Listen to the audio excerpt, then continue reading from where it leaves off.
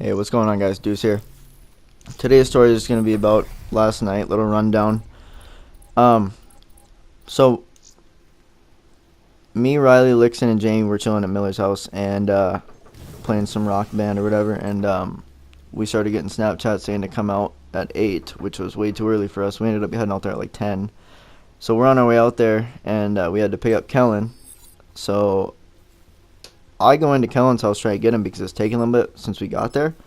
And this fucker gets in the car after I go in and get him, and he pulls out this full bottle of Car Cobb out of fucking nowhere like a magician.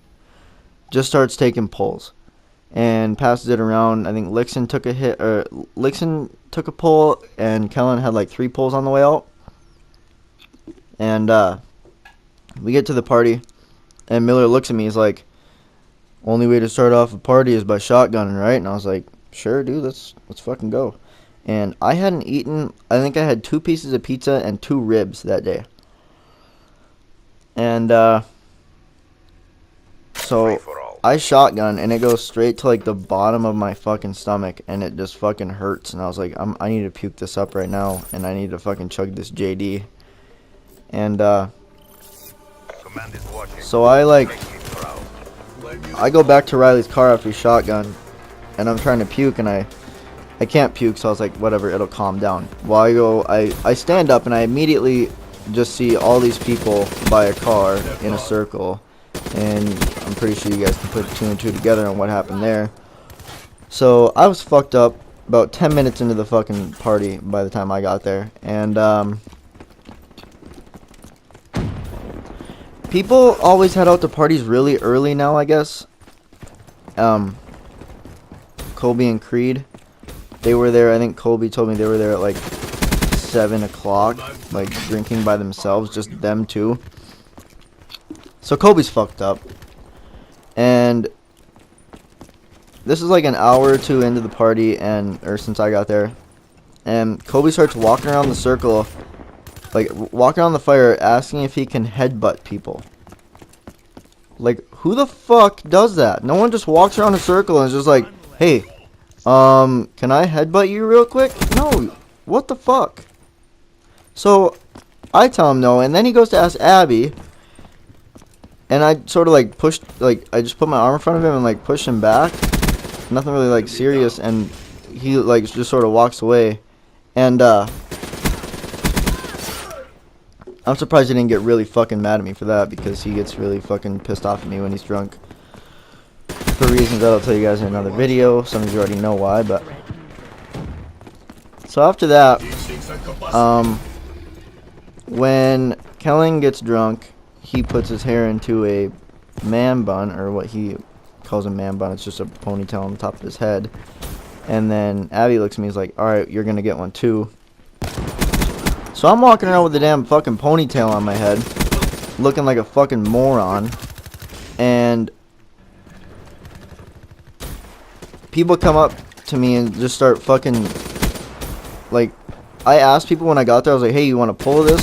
Pull my JD?" And they're like, "Nah." Well, people start coming up to me, they're like, "Yo, give me a pull of that." So that was like half gone, or half of what I had was gone already. And, which was good, because I was already really, really fucked up. And, so I walked over to Rod, and I was like, "Hey, Rod, you want to pull?" To the right of Rod was Easton, and he looks over in the trees, and he's like, "Yo, you guys, there's a car over there." And everyone freaks out about cops around here. I don't know why, but as soon as he said that, people started freaking out. And I don't know if he saw a car or a light in the car, like a dome light or something, but about an hour later, Rod goes to check it out because he saw it again, I guess. And we walk out there, there's nothing out there at all. So we start walking back, and I meet up with Jarrett, and I remember Pat saying to Ed, he's like, "Yo, let's go explore." And so we start like looking around for him, and we see a light out by this old elevator that was out there, like a really, really old elevator.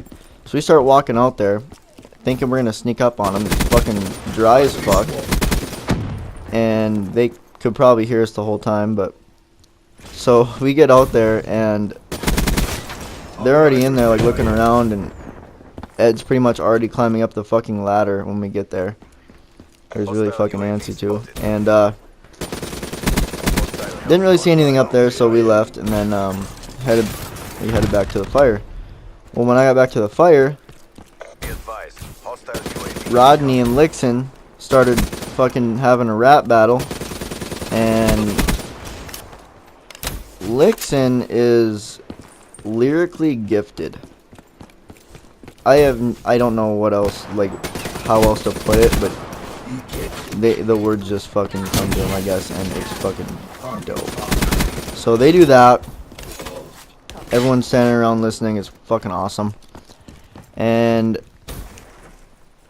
I want to say about an hour or two after that, Rod passed the fuck out right next to the fire, and Richter is pouring beer on his head, being a fucking douchebag, and I was like, we need to get this kid out of here. Well, I go back over to Miller's car. I don't really remember why, but I did, and I'm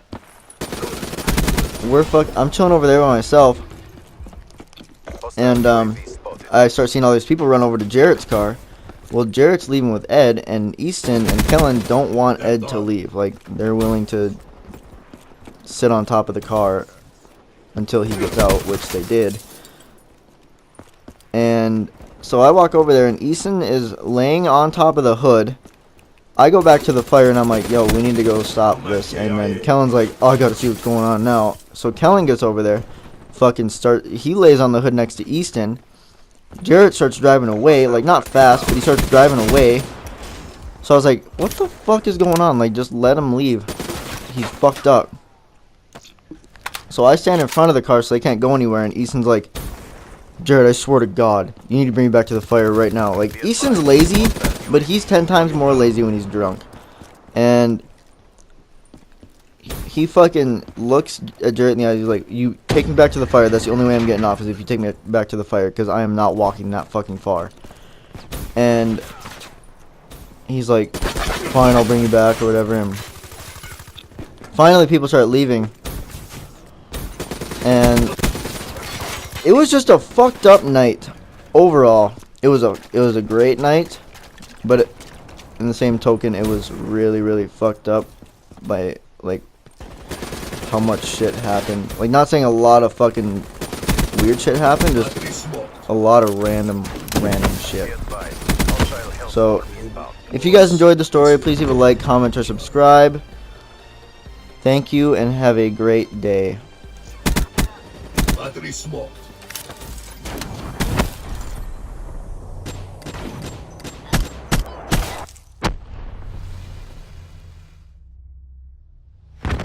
Step up if you want to get burnt.